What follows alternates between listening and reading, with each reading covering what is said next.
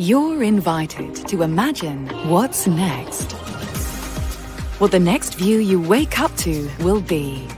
Where your next adventures will start from. Your perfect space to entertain. And your sanctuary to unwind in. As you begin to imagine your new place, we'll be here to help you find it. Because nothing compares to what's next. Sotheby'sRealty.com.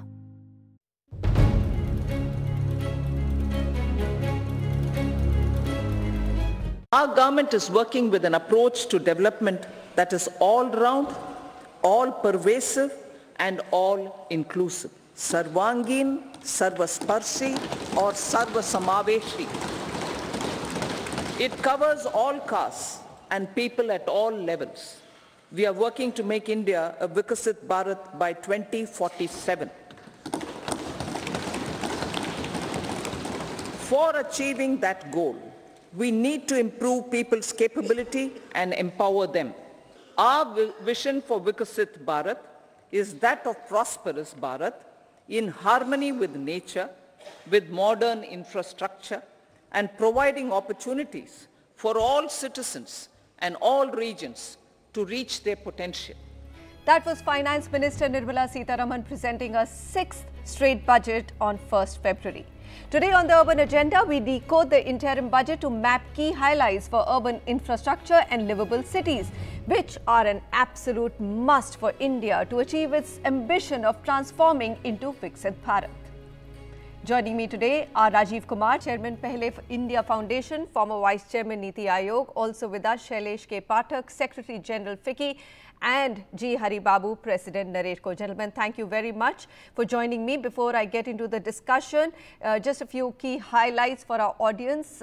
These are the macro highlights. A nominal GDP growth of 10.5%. Of course, this dovetails with the growth of 7%, which was mentioned in the State of the Economy report by RBI, making India one of the fastest growing economies of the world.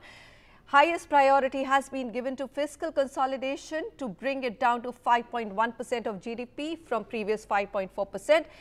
Capital expenditure outlay to be increased by 11% to about 11.1 lakh crore rupees, and social sector spending on 10 major schemes is rising slightly to about 12% of GDP.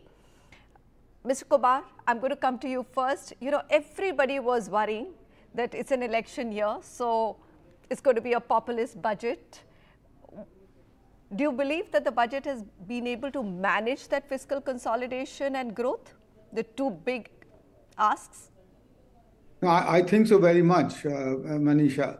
And also I think that the government is, the Finance Minister, the government has shown really ample courage to not pander to any constituency, not have any populist schemes in the in this budget, and actually to bring down the fiscal deficit to 5.8% of in the previous year, and then to 5.1% in the next year. And for that they've had to reduce some expenditure, which was inevitable to be able to do that.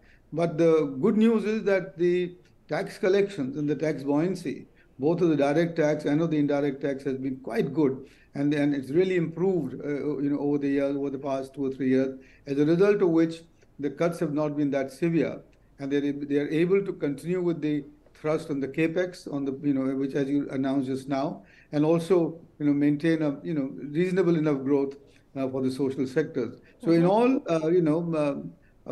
amazing budget in some sense, and as I wrote in my article today, it shows a twin confidence. One, that the economy is on a roll, and two, that they probably declared electoral victory already. All right. I think that's been the general consensus. Shailesh Pathak, what did you like about the budget, and did you find anything missing which you were hoping to hear? Thank you. On behalf of FICCI, most of our 260,000 businesses across India, our members, are in cities. So we want business-friendly cities. And ease of doing business has improved dramatically. We have seen today, for instance, UPI is between India and France, so you can buy Eiffel Tower tickets, as the Honorable Prime Minister said. The second thing was, the focus on housing. So under Pradhan Mantri Awas Yojana, in rural areas, of course, 30 million houses have already been completed, and 20 million more will be built. But the special thing for urban areas was those living in rented accommodation or in slums or in chawls or unauthorized colonies will get special benefit for their own houses. The research and development a fund of 1 lakh crore is essentially a 50-year interest-free loan, as good as a grant, in fact, better. And this will again go to a lot of our members staying in cities. Overall, physical, digital, and social infrastructure has gone up. And I like the focus on spiritual tourism in passing, because spiritual tourism, as we know in India, is very, very high in numbers. In fact, it outstrips any other form of tourism. Okay. Finally, I wish there was some discussion of the unused home stock in cities. You know that there are more home owners, there are more home renters than home owners. And a lot of these home owners keep their houses locked up. In a city like Mumbai, 25% of the, last I remember, were flats that were locked up. Now that is criminal in a place where people need housing.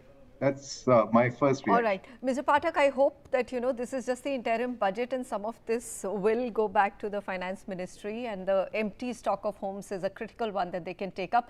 All right. Before I go to Mr. Hari Babu, let's take a look at the Housing for All mission, which actually did find a prominent mention. And for our audience, what Shailesh also just referred to, housing scheme for middle class currently renting, living in slums, unauthorized colonies to buy or build their own houses. Of course, it's not outlined what exactly will this be, because you cannot announce any big schemes before elections.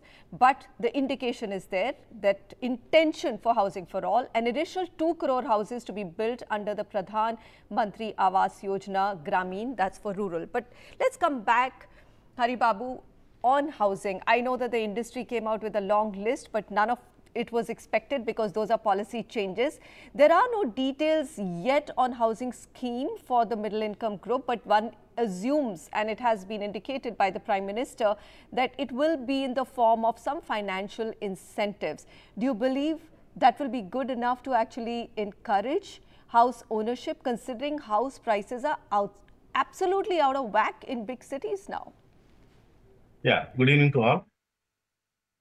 Particularly when we are talking about Tier 1, Tier 2 cities, the Pradhan Mantri Awas Yojana amounts are too small because the land prices have gone up so high the last 10 years by 4-fold to 5-fold. Even in some cities, it is almost 8 times the land prices are increased. See, upper circle, all the houses are sold. Upper circle means more than 1 crore to 2 crores of the apartments.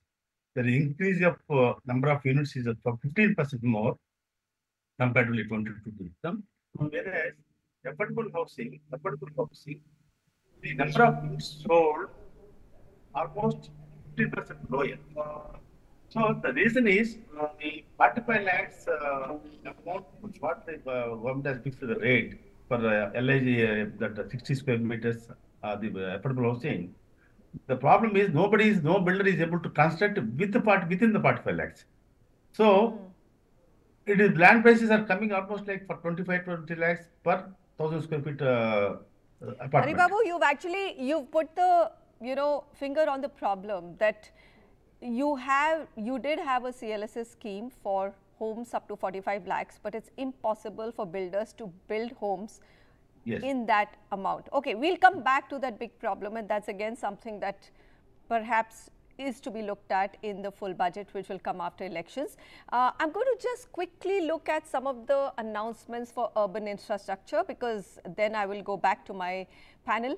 Now, e-vehicle ecosystem to be strengthened by supporting charging infrastructure. Now, that has been a big demand of the industry, that you have e-vehicles, but you don't have enough charging infrastructure, so people are not enthused to actually switch to electric vehicles fast enough. Greater adoption of e-buses through payment security mechanism, expansion of metro rail and Namo Bharat, which is of course the rapid train system in large cities, transit-oriented development is key element of urban transformation, and rooftop solarization of 1 crore households to receive up to 300 units of free electricity per month.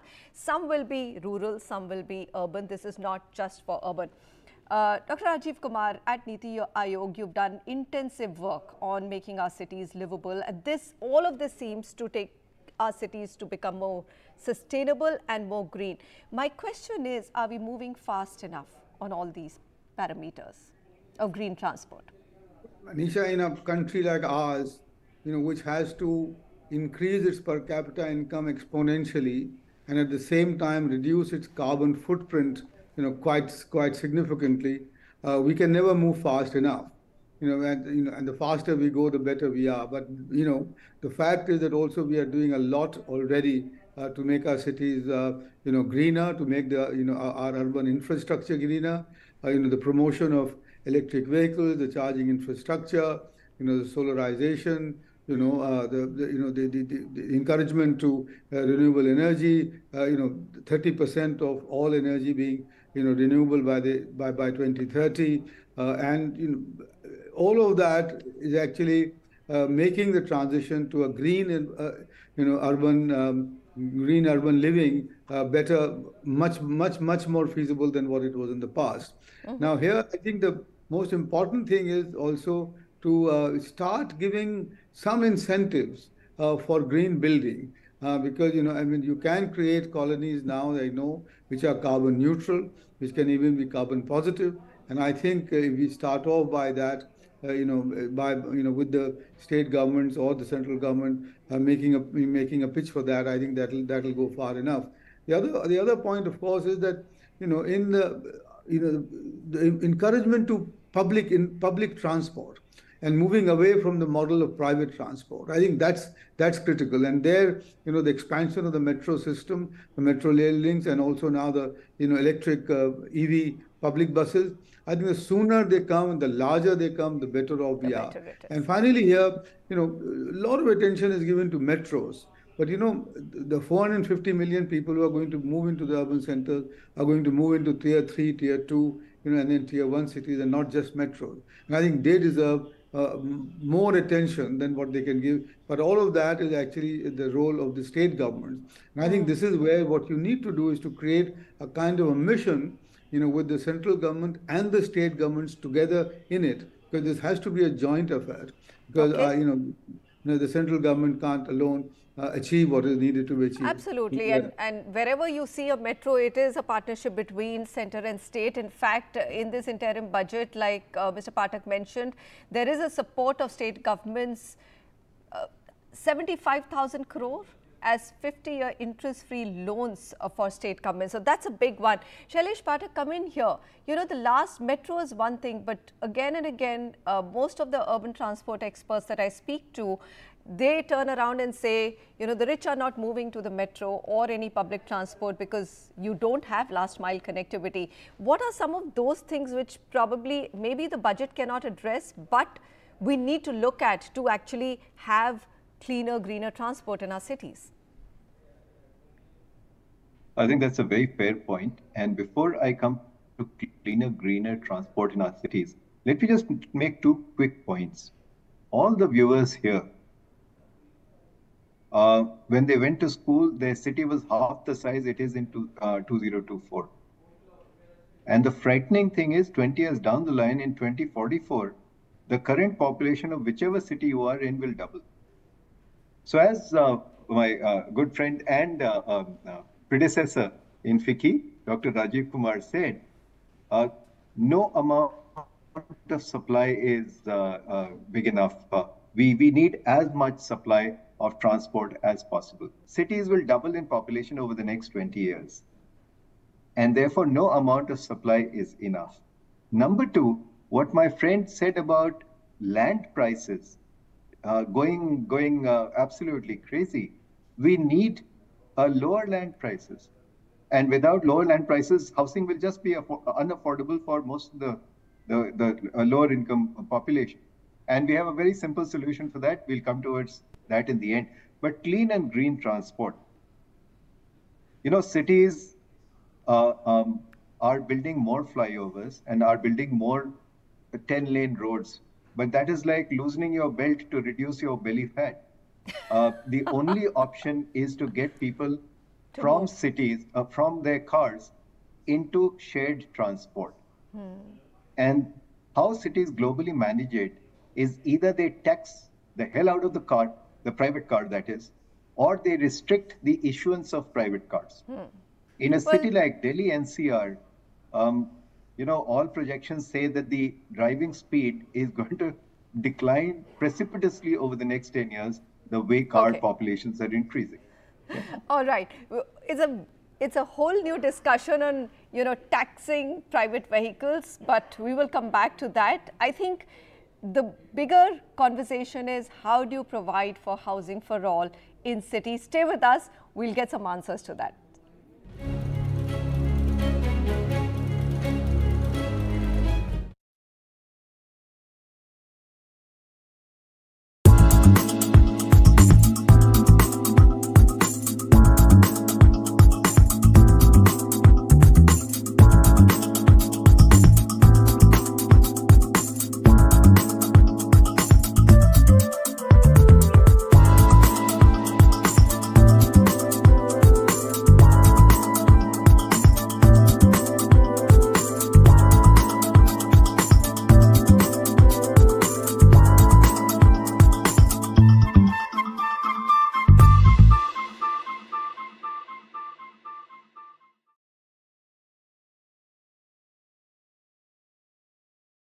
You're invited to imagine what's next. What the next view you wake up to will be. Where your next adventures will start from. Your perfect space to entertain. And your sanctuary to unwind in. As you begin to imagine your new place, we'll be here to help you find it. Because nothing compares to what's next. Sotheby'sRealty.com.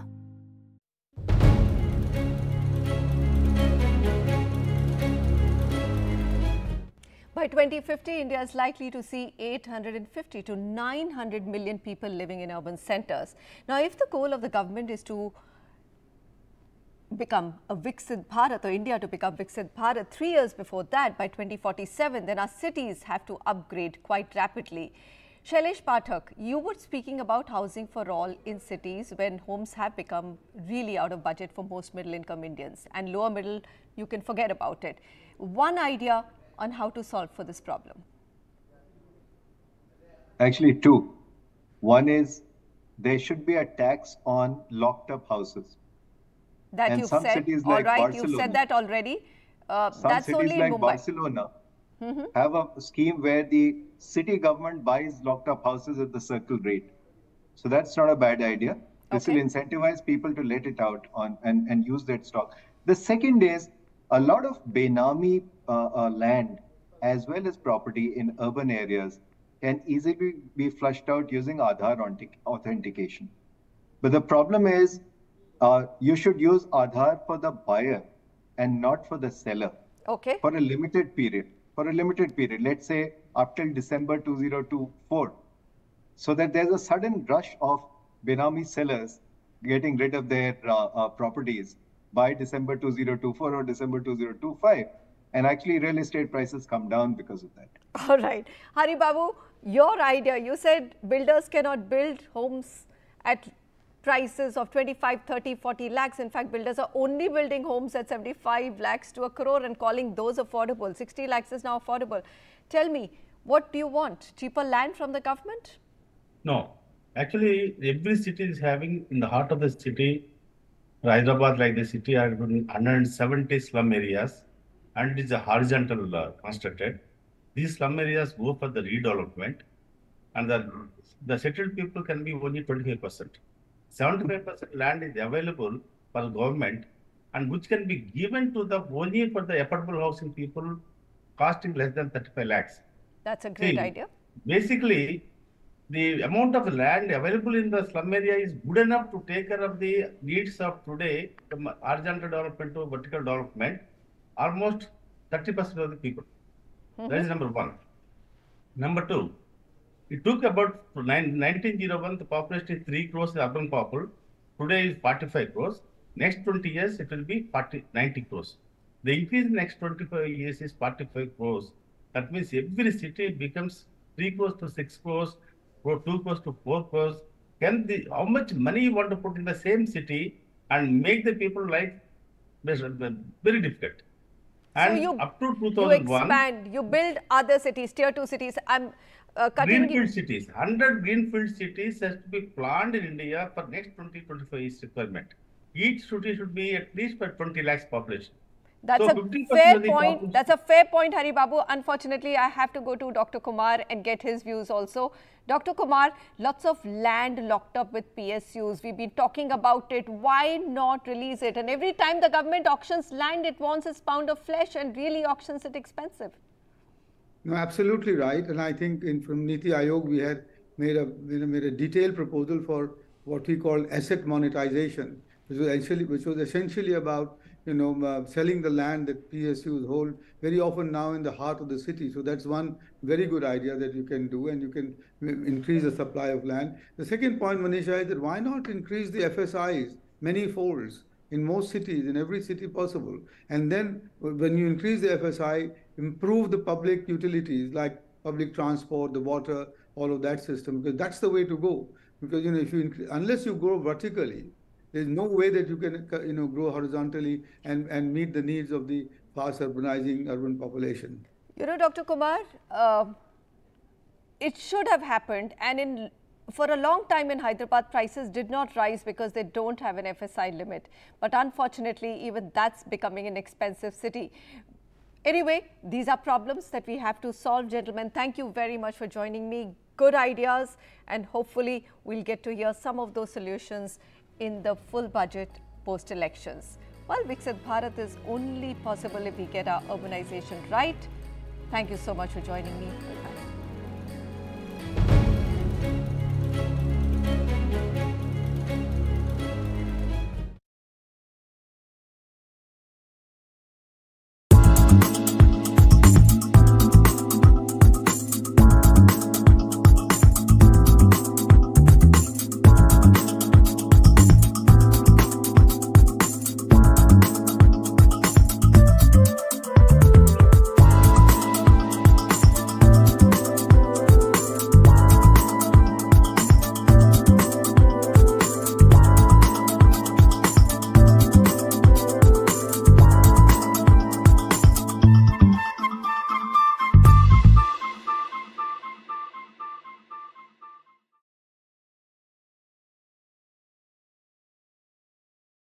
You're invited to imagine what's next. What the next view you wake up to will be. Where your next adventures will start from. Your perfect space to entertain. And your sanctuary to unwind in. As you begin to imagine your new place, we'll be here to help you find it. Because nothing compares to what's next. Sotheby'sRealty.com